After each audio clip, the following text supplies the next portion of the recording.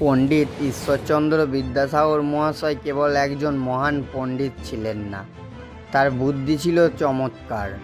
অন্যায়ের বিরুদ্ধে তিনি যেমন কঠোর ছিলেন, তেমনি অহংকারী ও ভণ্ড মানুষকে শিক্ষা দেওয়ার জন্য তিনি চমৎকার মজার বুদ্ধি খাটাতেন। তারই জীবন থেকে নেয়া আজকে আপনাদের একটি গল্প শোনাবো।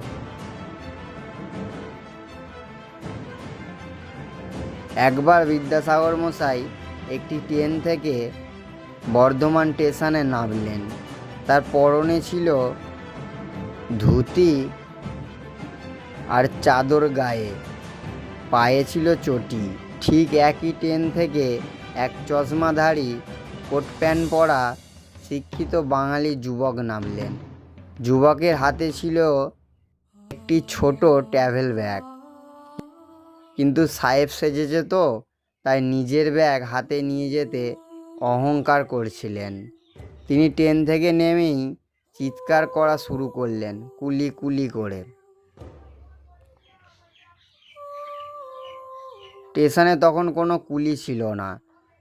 যুবকটির চিৎকার শুনে বিদ্যাসাগর মশাই শান্ত পায়ে তার কাছে এগিয়ে গেলেন এবং বললেন, বাবু, আপনার কি কোনো সাহায্য লাগবে?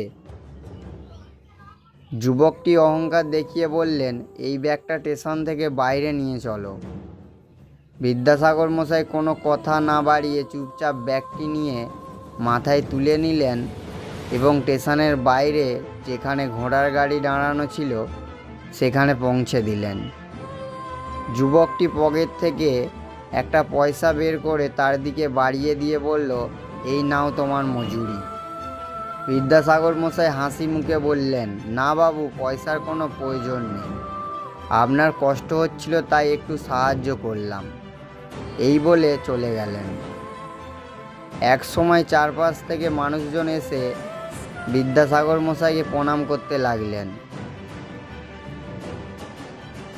প্রণাম পণ্ডিত মশাই।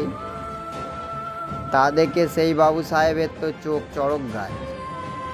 তিনি লজ্জায় ও ভয়ে কাঁপতে কাঁপতে বিদ্যাসাগর মশাইয়ের পায়ে জড়িয়ে ধরে বললেন, ক্ষমা চাই। বিদ্যাসাগর মশাই তখন হেসে যুবকের পিঠে হাত বুলিয়ে বললেন, লজ্জা পাওয়ার কিছু নেই, নিজের কাজ নিজে করতে শেখো।